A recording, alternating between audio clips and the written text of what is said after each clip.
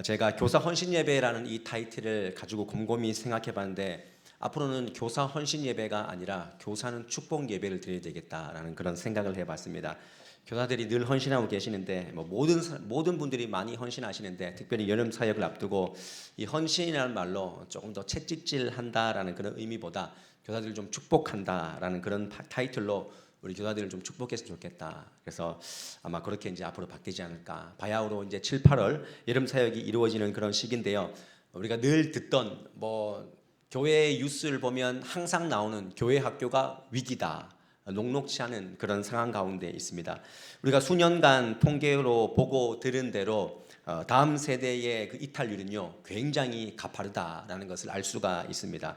특히 코로나 이후에 통계를 제가 다시 보니까 교회 학교 수가 40% 가까이 감소되었다. 그 중에서 중고등부는 47%가 사라졌고 영유아부는 무려 78%가 사라졌다라는 통계를 우리가 들고 충격적이지 않을 수가 없다. 이런 현실 가운데 우리 경북도청 서부교회가 특별히 우리 교사들 여기 우리가 헌신하는 교사들만의 그런 예배가 아니라 성도님들도 함께 우리가 어떤 마음으로 영혼들을 바라봐야 되고 또 고민하며 우리가 다음 세대를 세워 나갈지 우리 공동의 문제지 이 교사들의 문제가 아니라는 것입니다.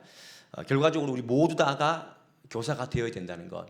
오늘 찬양을 한 사람을 통해 주님 일하시고 한 사람 통해서 복음 전케 하신다라는 이런 말씀을 이런 찬양을 하셨는데 물론 우리 교사들뿐만 아니라 우리 모든 사람이 거기에 속한 한 사람 한 사람이 되어야 되겠죠. 제가 5월 온세대 행복 예배 때 말씀드린 것처럼 플러신학교의 청소년 사역자인 이 파월 교수님께서 뭐라고 말씀하셨냐면은 지금까지는 1대5 모델이었다. 이 말은 즉슨 한 명의 능력 있는 교사가 5명의 다음 세대를 자라나게 한다.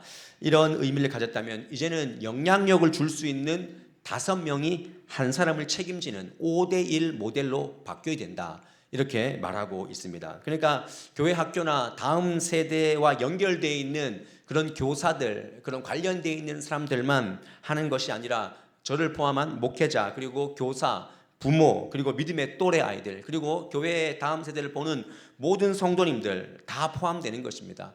오늘 우리 교사 헌신 예배를 통해서 우리가 그런 마음들을 좀 같이 장착했으면 좋겠다. 우리는 헌신 예배를 하면 그 부서, 그 어떤 단체, 그 공동체만 헌신한다라고 생각하기 쉬운데 우리가 배후에서 같이 지원 사격하고 있고 우리 또한 교사입니다라는 마음으로 함께 나아가자는 것입니다. 교회는 모든 성도가 영향력을 줄 수 있는 교사임을 기억해야 됩니다. 어떤 분이 지난 토요일에 청소를 쭉 하시고 이부 남선교회 이제 식사를 하고 들어왔습니다. 들어왔는데 우리 한 고등학생 애가 들어오는 거예요. 그때 마침 이제 예배를 위해서 준비하러 들어오게 됐어요. 그분이 걔 고등부 애를 딱 보더니 지갑에서 돈을 딱 꺼내서 야, 니 진짜 멋지다면서 너 야 예배 준비하는 거 내가 항상 보고 있다면서 10,000원도 아니고 50,000원짜리를 쫙 빼가지고 쫙 주시는 거예요. 그래서 제가 막 걔가 눈이 휘둥그레져가지고 웬 떡인가가 아니고 막 정말 당황스러워서 이걸 받아야 되나 말아야 되나 막 이랬는데 그런 거죠. 교회가 그 고등부 애가 그랬을 거 아니에요. 교회가 나를 보고 있구나. 나를 관심 있게 보고 있구나. 이걸 아마 느끼지 않았을까 생각을 합니다. 현지야 괜찮았지?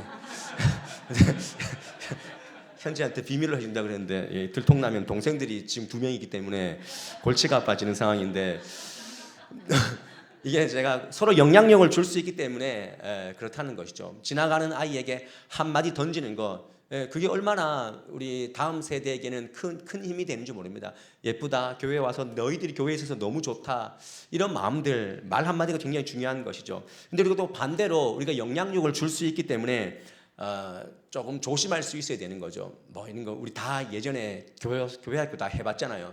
내가 옛날에 교회 학교 할 때는 사실 우리는 전부 다 라떼를 잘 마시고 있어요. 그 중에서 저도 우리 간사님들한테 정말 그런 사람으로 한 번씩은 비춰지지 않을까 좀 돌아보게 됩니다. 우리 다음 세대에 대한 이론과 관점들이요 무참히 깨어질 정도입니다. 제가 이제 마지막에 결론으로 4단어로 이제 여러분들에게 말씀드릴 건데 이제는 세대가 그냥 3년 5년이 다르대요. 3년 5년이 이거 이런 이론 뭐 이런 세대 그냥 바로바로 넘어가 버린대요. 그런 면에서 우리 교회가 다음 세대를 어떻게 하면 환대하고 교사들에게 헌신의 부담을 주는 것이 아니라 도전할 수 있게끔 열린 분위기로 나아가는가, 굉장히 중요하다고 저는 생각합니다. 저는 실제로 전문가가 어떤 그 다음 세대 전문가가 하는 말을 듣고 충격이었어요. 어떻게 얘기했냐면 교회의 형상이 달라져야 된다. 그리고 덧붙여서 하는 말이 교회가 마치 헌신의 착취 공간으로 여겨질 만큼 우리가 그 모습에서부터 탈피해야 된다. 헌신을, 그래서 어디 교회 가면은 사람 등록시켜놓고 그 사람 막 단물 순물 다 뽑아 먹을 정도로 그렇게 막 헌신을 요구하는 그런 교회의 모습을 보여주면 안 된다. 그리고 덧붙여서 하시는 얘기가 뭐냐면 다음 세대가 변해야 그들이 교회에 오는 게 아니고 교회가 하나님의 형상을 회복하면 다음 세대가 찾아올 것이다. 이렇게 전문가들이 얘기를 하더라고요. 그래서 우리가 변해야 되는 것이죠.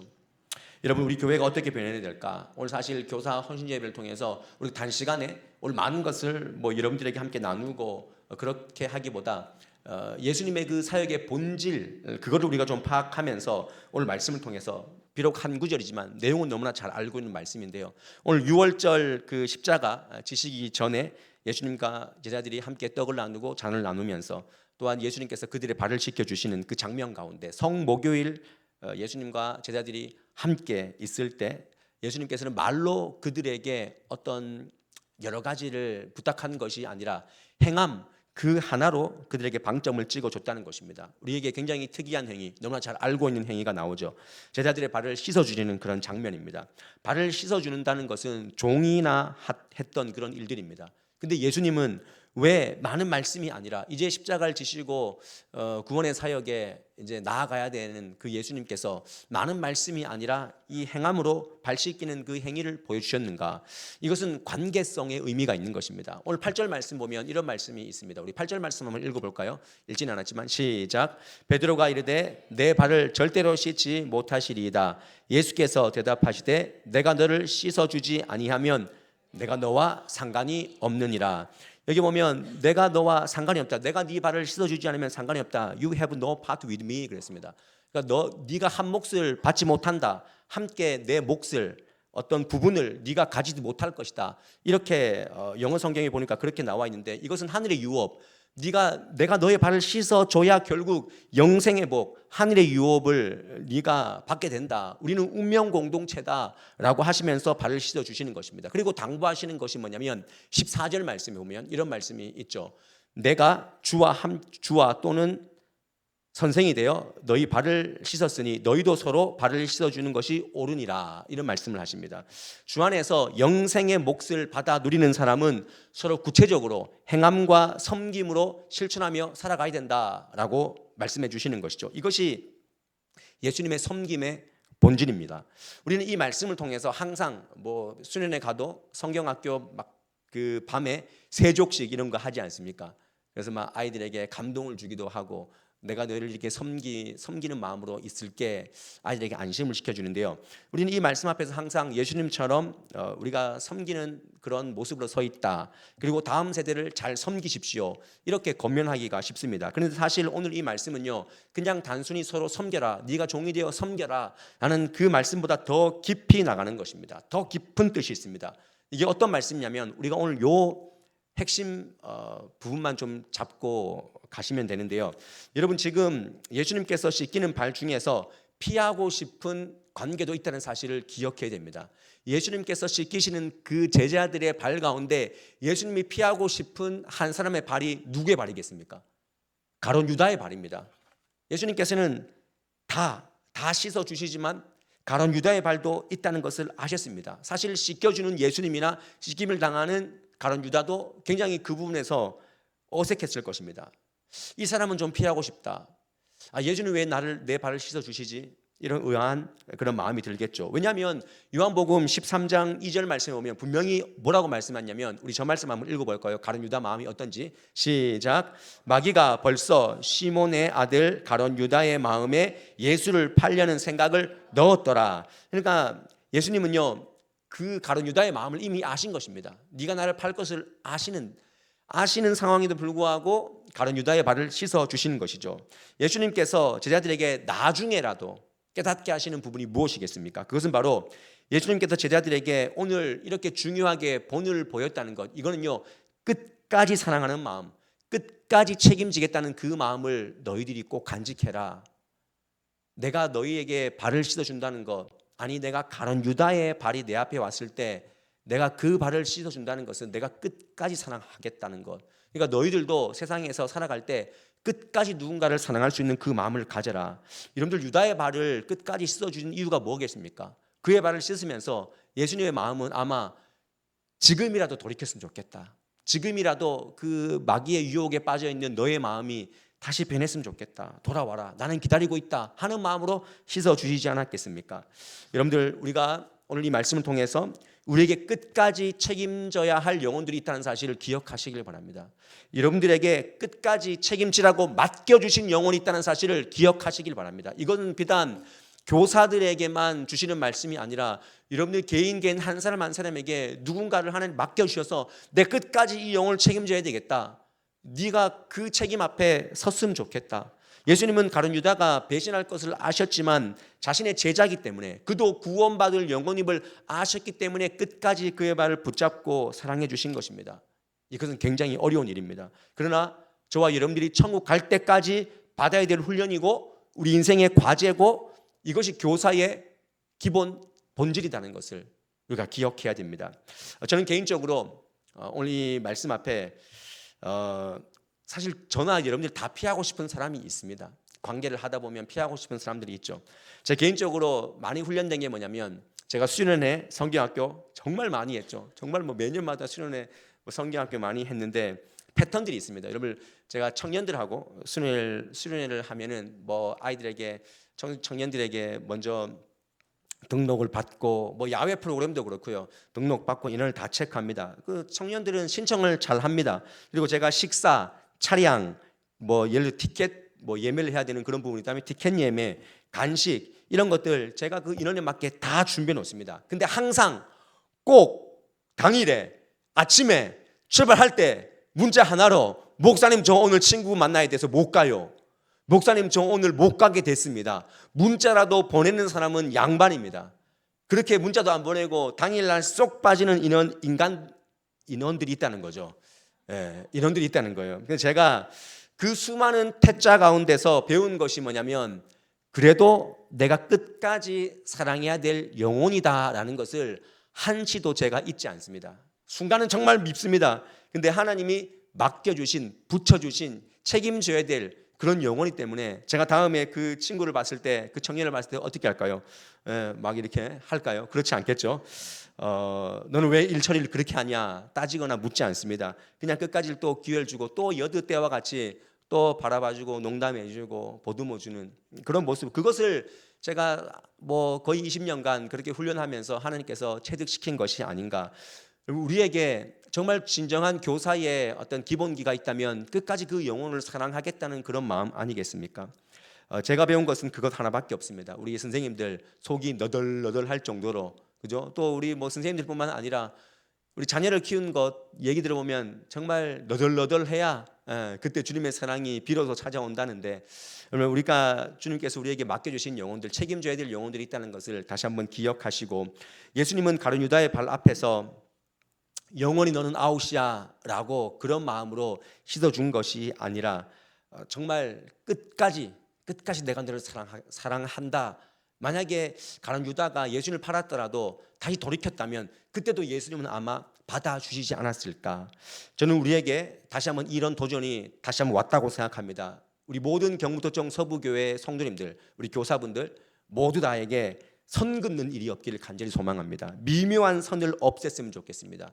그 사람의 실수, 허점, 갈등이 있더라도 예수님의 마음을 가지시길 바랍니다. 우리가 끝까지 함께 천국 가야 될 그런 인생들 아니겠습니까? 우리가 붙잡고 가야 될 영혼들입니다. 주님께서 우리에게 붙여주신 영혼들입니다. 그래서 우리 안에 미묘한 그 감정들도, 감정의 성들도 지금은 되지 않지만 주님 내가 힘들지만 주님 도와주셔서 그 미묘한 감정의 선조차도 주님께서 다 지워지게 하옵소서. 우리가 왜 이렇게 살아야 됩니까? 라고 할 때 기독교의 본질은요, 누군가의 더러운 발을 닦아주는 것이기 때문에 그런 줄 믿습니다. 여러분들, 우리는요 기독교의 본질이 그렇습니다. 예수님께서 수많은 그 제자들의 12명의 발이지만, 그러면 그 12명의 발이 정말 예수님 따라다니던, 아니 구원받아야 될 그 온 세상의 그런 대표자들의 그런 발들이 아니겠습니까? 누군가의 못난 인격, 실수, 닦아줄 수 있는 그 사랑, 그 정신이 기독교의 정신인 것입니다. 기독교의 상징은요, 오늘 요한복음 13장에 나오는 두 단어가 있는데 저는 이것이라고 생각합니다. 13장 4절 5절에 나오는데요,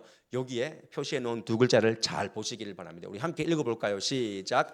저녁 잡수시던 자리에서 일어나 겉옷을 벗고 수건을 가져다가 허리에 두르시고 이에 대야에 물을 떠서 제자들의 발을 씻으시고 그 두르신 수건으로 닦기를 시작하여, 여기에 나오는 단어가 수건과 대야라는 그런 단어입니다. 예수님께서 우리에게 보여주신 그 섬김의 본, 그것은요, 우리 스스로가 수건과 대야가 되는 것입니다. 이것은 단순한 본이 아닙니다. 우리에게 정말 섬김의 끝판왕으로 보여주신 것입니다. 섬김은요, 우리가 내 중심으로 내가 할 수 있는 범위에서 하는 것이 아닙니다. 할 수 없지만 하는 것까지 나아가는 것입니다. 그 발이 나를 더럽게 할 줄 아는 발인 줄 알면서도 마다하지 않는 그 사역, 그것을 예수님이 하신 것입니다. 여러분, 우리 아이들은요, 더러운 발을 묻히고 옵니다. 금방 가르쳤지만 또 나가서 더러운 발을 묻히고 옵니다. 그러나 우리가 계속해서 그 발을 씻어줘야 되는 것입니다. 우리가 할 일이 있다는 것입니다. 경계, 선입견, 그것으로 그들을 바라보는 것이 아니라, 어떤 성도를 바라보는 것이 아니라 우리 안에 있는 나의 수건과 대야를 가지고 그들의 발을 닦아주면 되는 것입니다. 놀라운 것은 우리가 닦아주기로 결심한다면 하나님이 역사하시는 것입니다. 우리가 닦아주기로만 결심하면 하나님이 그 일을 해나가시는 것입니다. 저는 여러분들이 이 마음을 가졌으면 좋겠어요. 우리 경북도청 서부교회가 헌당한 지 1년 된 우리 경북도청 서부교회가 이 지역에서 무엇을 할까라고 할 때, 여러분, 우리 교회는요, 개척교회는 그렇습니다. 특히 이 신도시에 세워진 교회는 그렇습니다. 오만 때만 이런저런 상황으로, 이런저런 교회에서 여러 가지 상황으로 교회에 오시는 분들이 있습니다. 근데 우리는 그들을 여기에서만큼은, 이 교회에서만큼은 신앙의 방황과 인생의 방황이 끝을 낼 수 있도록 우리의 수건과 우리의 대야를 놓고 그들을 닦아주면 되는 것입니다. 그들이 감동되어서 그들이 그 전에 어떤 신앙의 어떤 제스처를 취한지 우리는 알 수 없지만 하나님은 아시겠지만, 그 영혼들이 우리 경북도청 서부교회의 섬김을 통해서 우리가 닦아줌으로 말미암아 하나님이 그 마음에 역사하시는 그 감동이 우리 교회를 통해서 일어나야 될 줄 믿습니다.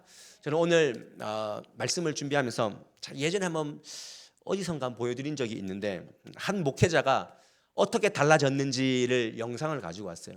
더운데, 날도 더운데 제가 막 이렇게 자목이 얘기하는 것보다, 이분 참 재밌는 분인데, 김관성 목사님 아시죠?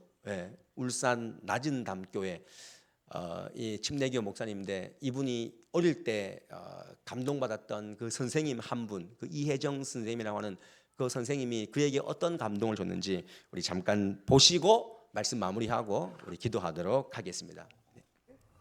제 인생에서 가장 결정적인 상황이 고등학교 1학년 때 만났던 우리 고향 교회 울산 침례교회 이정혜 선생님. 그 선생님을 만나고부터 제 신앙생활의 여정이 완전 바뀌게 됐어요. 어떻게 바뀌었어요? 아니, 선생님이 저 같은 환경에 있는 애가 교회를 처음 가니까 저같이 이렇게 다이펑셔널 패밀리 있잖아요. 엮이는 가정에서 태어난 애들은 눈치가 극도로 발달하거든요. 눈칫밥 먹고 살아서. 교회를 처음에 가니까 처음에는 되게 좋아라 해요. 새 가족 왔다고. 그렇죠. 근데 점점 교회를 다니니까 말은 그렇게 안 하는데, 야야, 니는 막 우리 교회 안 왔으면 좋겠다. 약간 그런 어떤 분위기. 그런 분위기를 계속해서 이렇게 솔직히 느꼈어요. 약간 문제아 취급하는군요. 근데 고등학교 1학년 때 우리 선생님을 만났는데, 우리 선생님은 만나자마자 저를 안아주시더라고요. 그러면서 저한테 하시는 말씀이, 관성아, 선생님이 사람 좀 볼 줄 아는데 네 눈을 보니까 니는 보통 애가 아니다. 앞으로 커서 엄청나게 큰 사람이 될 것 같아. 저보고 그러는 거예요. 그런데 그런 말이 쉽게 저를 설득을 못합니다. 그때 어떤 생각이 드느냐 하니까, 와, 이 아줌마 봐래.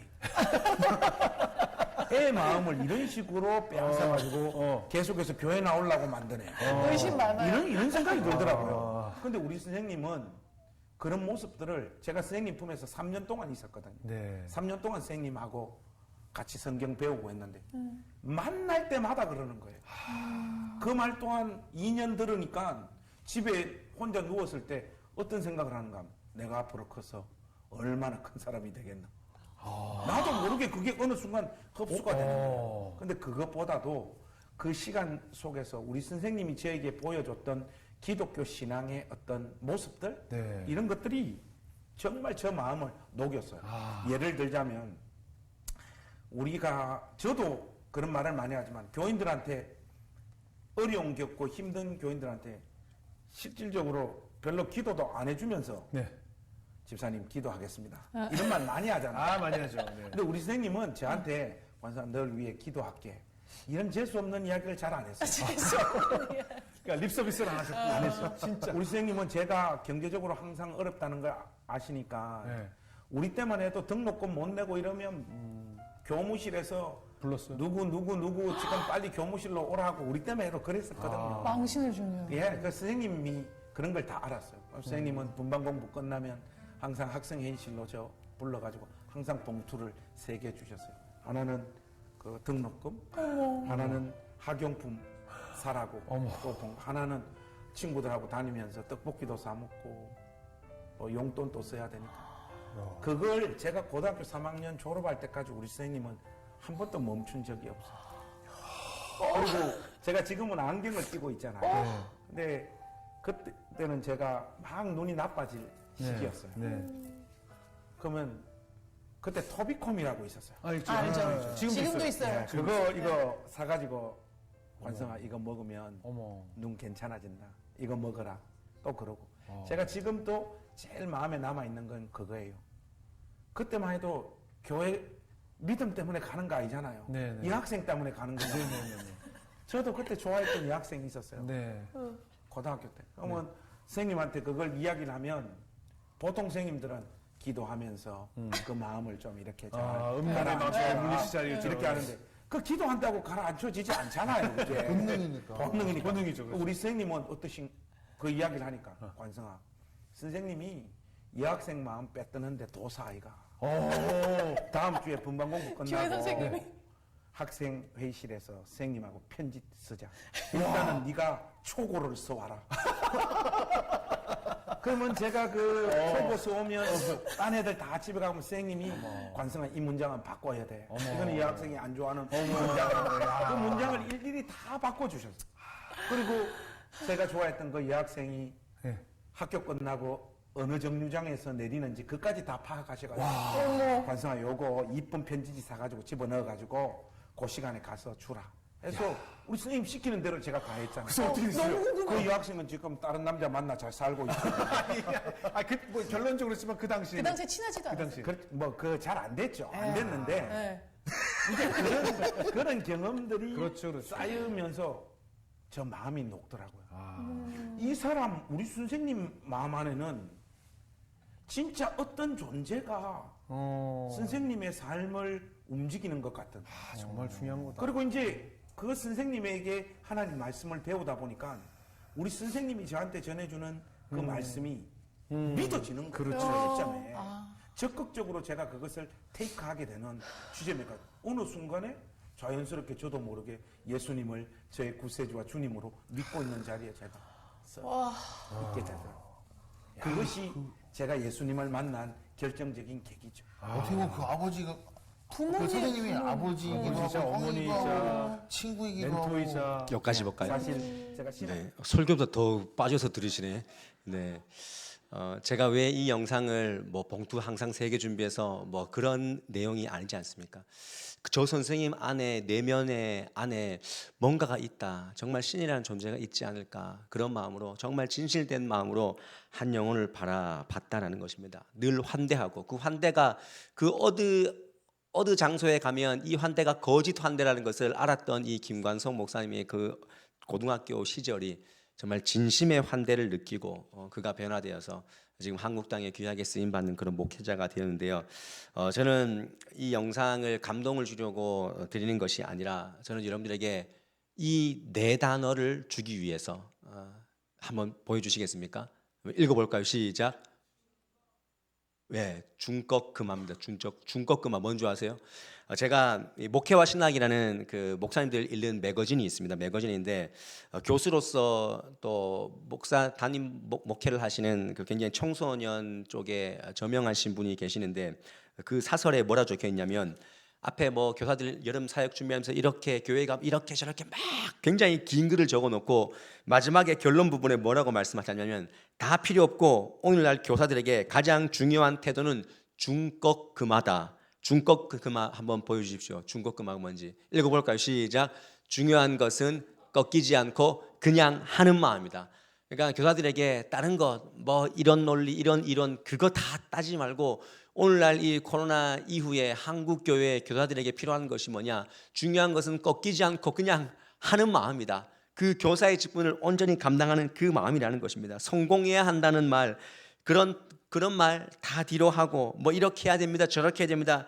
그 겉면보다는 우리가 누군가를 끝까지 사랑할 수 있는 그 마음 꺾이지 않고 그 마음을 계속 간직하는 것 그게 중요하다라는 것입니다. 저는 우리 여기 있는 우리 교사분들이 꺾이지 않고 그냥 할 수 있는 그 마음 우리가 그것만 칭찬해주고 그것만 우리가 박수 줄 수 있다면 우리 교회의 분위기가 나도 교사를 할 수 있고 또 교사로서 우리가 많은 것을 뭐 담아서 하지는 못하지만 그래도 말씀 안에서 온전히 세워지려고 하는 그 자신의 노력 안에 하나님의 음성이 하나님의 또 어떤 마음들이 부어져서 하나님이 하시게 하시는 그런 교사의 직분이 아닐까 생각을 합니다.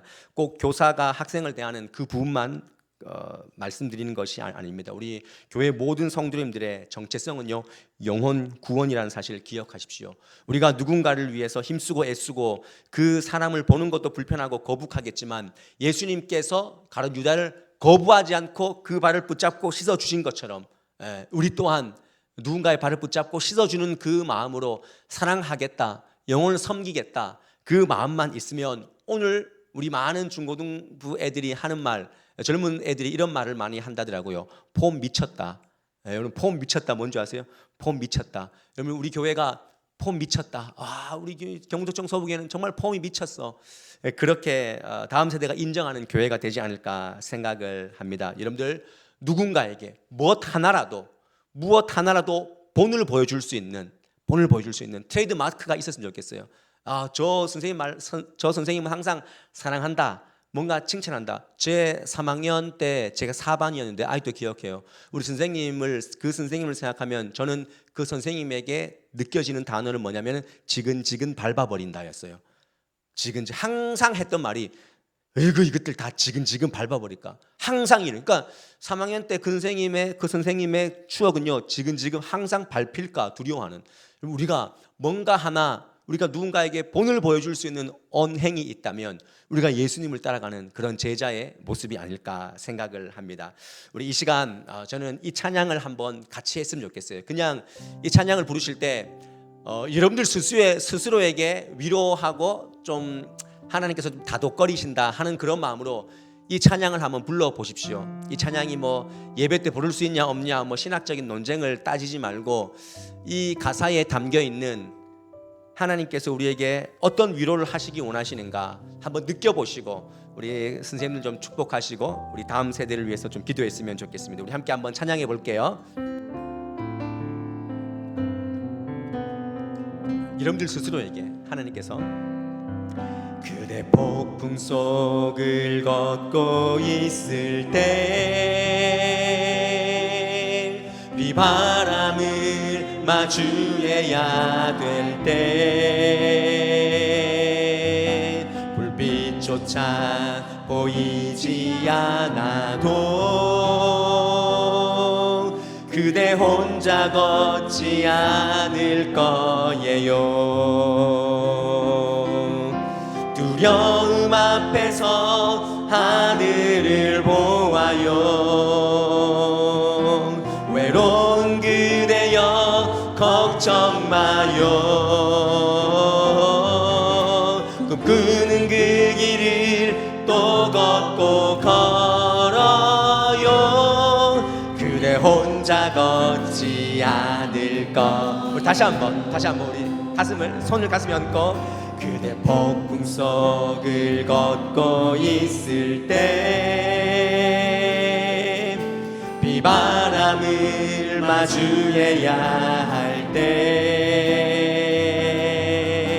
불빛조차 보이지 않아도 그대 혼자 걷지 않을 거예요. 두려움 앞에서 하늘을 보아요. 외로운 그대여 걱정 마요. 꿈꾸는 그 길을 또 걷고 걸어요. 그대 혼자 걷지 않을 거예요. 우리 이 시간에는 우리 그 자리에 한번 선생님들 그 자리에 한번 일어나 볼까요? 우리 예비 유치부 또 JK지 아동부 또 예스 청소년부 우리 선생님들 될 수 있으면 뒤로 한번 이렇게 돌아보시고 우리 회중을 좀 앞자리에 앉으셨으니까 불편하지만 우리 이분들 뭐 여름 사역만 책임져 주십시오가 아니라 우리 다음 세대를 책임질 때 우리도 같이 있습니다. 우리도 그 5명 중에 있습니다. 5대1 모델 가운데 우리도 있습니다 하는 마음으로 우리 손을 쭉 뻗쳐서 우리 저들에게 한번 축복해 주십시다.